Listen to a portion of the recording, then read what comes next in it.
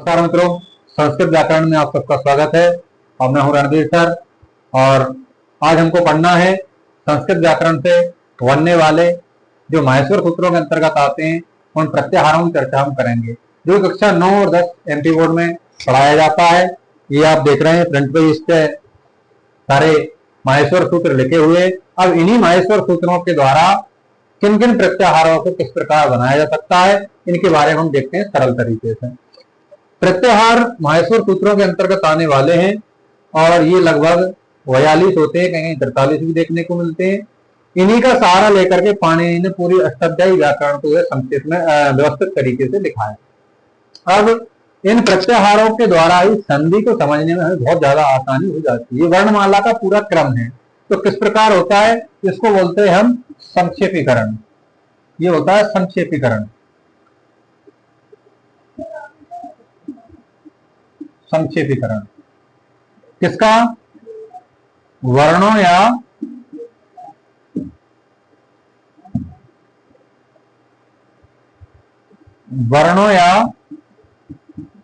पदों का संक्षेपीकरण। वर्णों या पदों का संक्षेपीकरण कैसे होता है? जैसे कि अगर हमसे कहा जाए कि आप जो है स्वर वर्णों को आप सुनाइए, हिंदी वर्णमाला या संस्कृत वर्णमाला में कौन कौन से स्वर हैं, तो हम स्वर में छोटा बड़ा, छोटी बड़ी इत्यादि ना बोलते हुए क्या करेंगे, एक सिर्फ प्रत्याहार का प्रयोग करेंगे और सारी वर्णमाला के स्वर आ जाएंगे। कौन सी? अच प्रत्याहार का जब हम प्रयोग करेंगे तो अच प्रत्याहार के अंतर्गत मैंने आपको बताया था जब माहेश्वर सूत्रों को पढ़ाया था, तो 4 सूत्र हमारे इसमें आते हैं। कौन कौन से? आयोण है,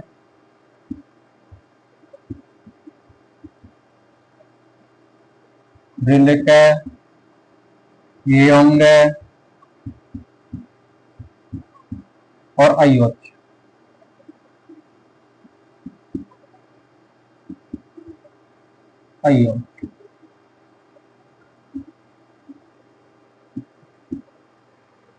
अब इन 4 सूत्रों के अंतर्गत आने वाले वर्णों को अलग अलग पढ़ने की आवश्यकता नहीं है। हम अच बोलेंगे तो समझदार जो व्यक्ति होगा वो अपने आप समझ जाएगा। सारे स्वर वर्णों को इसने यहां पर संक्षेप में निपटा दिया है। ठीक है, अब ये प्रत्याहार बनते कैसे हैं, चलिए इन पर चर्चा करते हैं। थोड़ा देख लेते हैं हम उनको कि किस प्रकार हमें प्रत्याहारों का निर्माण करना है। प्रत्याहार बनाने की बहुत सरल प्रक्रिया है, बहुत सरल विधि है। इसको हम इसी का सहारा लेकर के सारे प्रत्याहारों को बनाएंगे। माहेश्वर सूत्रों के आधार पर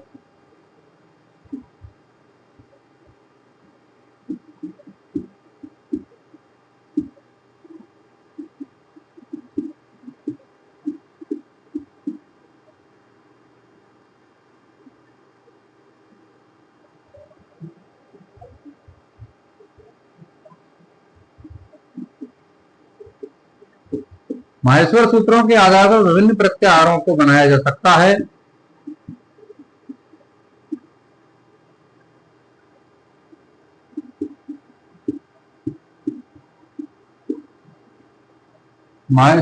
प्रत्याहार बनाने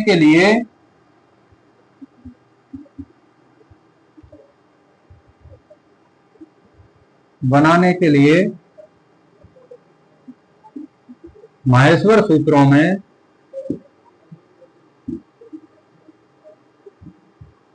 सूत्रों के आदि वर्ण को अंतिम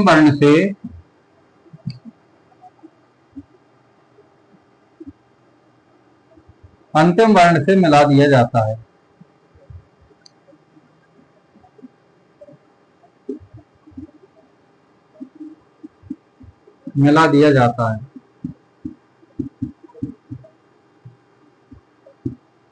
जैसे आदि वर्ण मतलब होता है पहले का वर्ण। आदि वर्ण मतलब होता है पहले का वर्ण। कैसे मिलाएंगे? ऐसे 2 सूत्र है हमारे, आयोण है। पहला सूत्र क्या है? आयोण। दूसरा है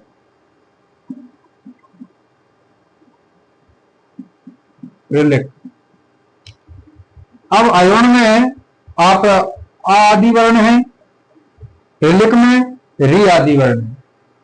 माहेश्वर सूत्रों के अंतर्गत आने वाले जितने वर्ण होते हैं उन सभी वर्णों में अंतिम जो संज्ञक वर्ण होता है, वो संज्ञक वर्ण के से पहले के जितने वर्ण होते हैं वो सारे के सारे क्या होते हैं, आदि वर्ण होते हैं। उन सबके द्वारा प्रत्याहार बनाए जा सकते हैं। पाणिनि ने इन्हीं का सहारा लेकर के पाणिनि की जो अष्टाध्यायी व्याकरण है उसको बहुत व्यवस्थित तरीके से सूत्रों के माध्यम से समझा है। आइए हम प्रत्याहार बनाते हैं। आदि वर्ण को किससे मिलाना है, अंतिम वर्ण से। तो हम इसको यहां मिला देते हैं का से। तो बन गया हमारा क्या, अक प्रत्याहार। क्या बन जाएगा, अक प्रत्याहार। ये आदि वर्ण है, ये अंतिम वर्ण है। आदि वर्ण से हमने अंतिम वर्ण को मिलाया और इन दोनों सूत्रों के जो मध्य के जो वर्ण है वो सारे के सारे इसमें गिने जाएंगे। तो आ ई उ अलग अलग लिख देते हैं, आ ई उ ऋषि तथा ऋ। ये 5 वर्ण इस प्रत्याहार के अंतर्गत आएंगे। किस प्रत्याहार के अंतर्गत आएंगे, अक प्रत्याहार के अंतर्गत आएंगे। अब ये अक प्रत्याहार कहां पर काम आएगा हमारे, ये हम नेक्स्ट उसमें जानेंगे। इससे पहले थोड़ा सूत्र में ही आपको संकेत करते हैं कि जब आप संधि पढ़ेंगे, दीर्घ स्वर संधि जब आप पढ़ेंगे तो दीर्घ स्वर संधि के उसमें एक सूत्र आता है, अका सवर्णे दीर्घहा। मतलब अक प्रत्याहार के अंतर्गत सवर्ण वर्ण क्या हो जाएंगे, दीर्घ हो जाएंगे। उसी प्रकार दूसरे प्रत्याहार बनाने के लिए हमने कहा था आपको कि माहेश्वर सूत्रों के का जो वर्ण होता है वो इत संज्ञक वर्ण से पहले के सारे वर्ण आदि वर्ण कहलाते हैं। इस प्रकार दूसरा हमने अगर इस ई को हम इससे जोड़ देंगे का से, तो बन जाएगा एक प्रत्याहार। कौन सा बनेगा, एक प्रत्याहार। इसके अंतर्गत कितने वर्ण आएंगे, तो देखिए अब एक प्रत्याहार में जब हम बनाएंगे तो हमने कौन सा बनाया, अक प्रत्याहार बनाया।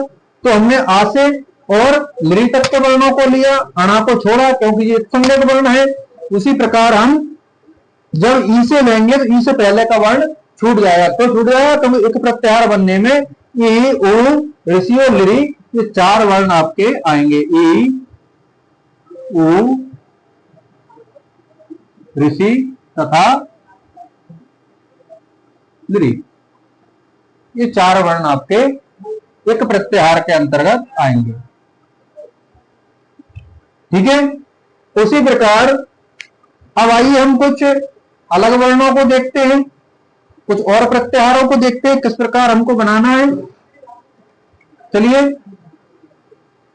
अब इनके द्वारा हम संपूर्ण वर्णमाला को एक साथ ना, वर्णों को ना बोल करके अगर हम एक प्रत्याहार को अगर बोल देते हैं तो उसमें सारी वर्णमाला आ जाती है। जैसे हमको अगर कोई कहा जाए कि अब संस्कृत के या हिंदी वर्णमाला के स्वरों को आप बताइए, तो हम जो है सारे स्वरों को एक साथ अलग अलग ना बोलते हुए एक साथ हम क्या बोल देंगे, अच। अच बोल देंगे। हमने बताया था आपको अच बोलने में क्या है कि सारे वर्ण आ जाएंगे। अब ये अच प्रत्याहार बनेगा कैसे, 4 सूत्रों से मिलकर के बनता है अच प्रत्याहार। कौन कौन से, आयोणे, आयोणे, ऋलृके, एओंगे और अयौच। ये 4 सूत्र हैं हमारे।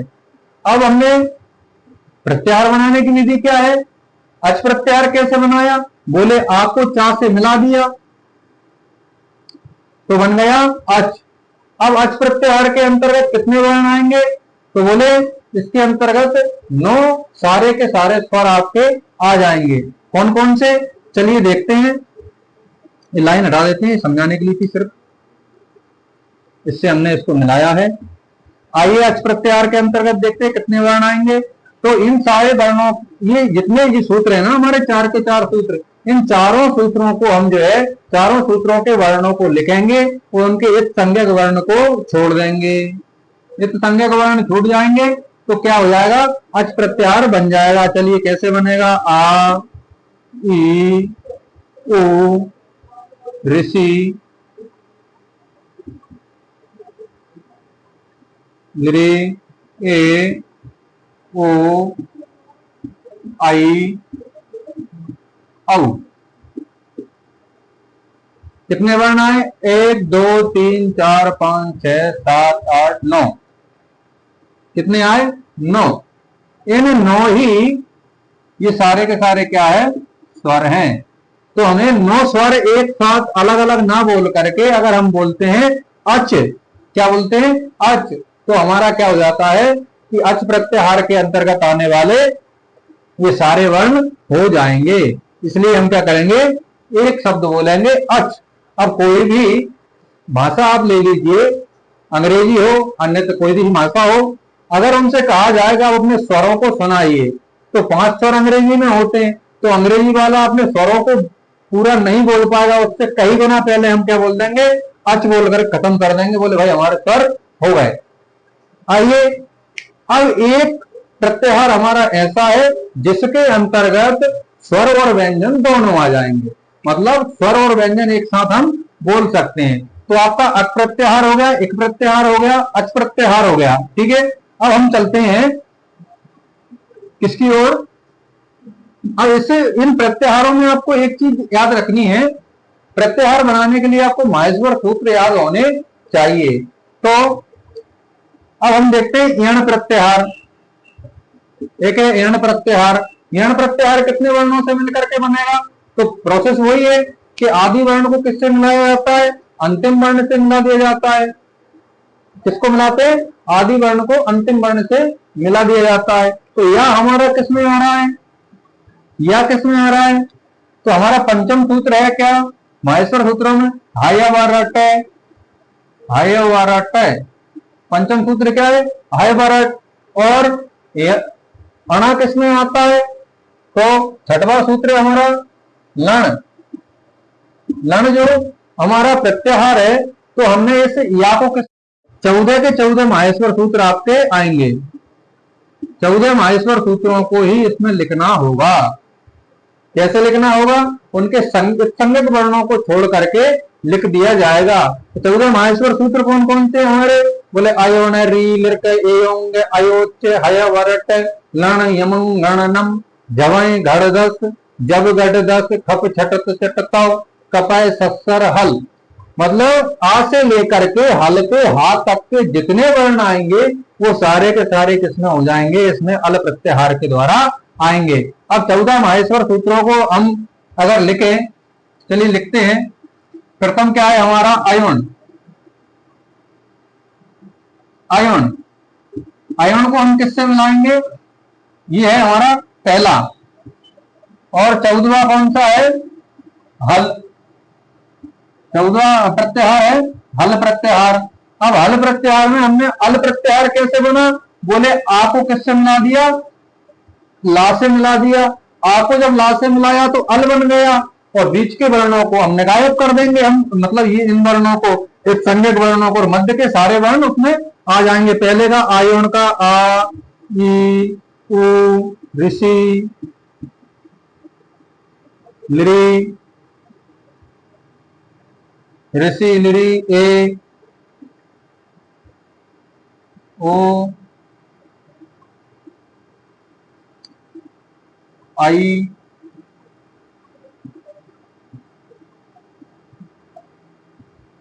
औ हा या वा रा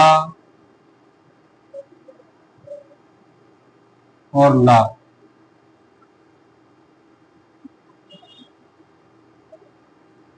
कितने सूत्र हो गए इसमें, 1 2 3 4 5।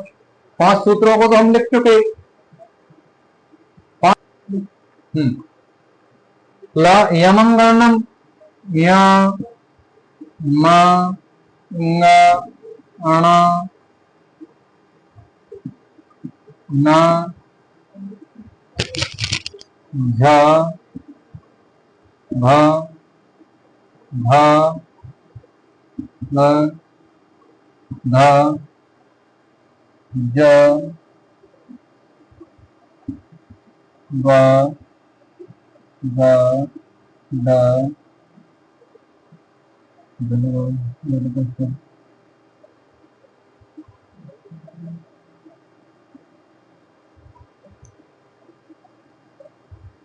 ख फ छ थ थ खप छठ थ चट और का प सा सा सा और हाँ।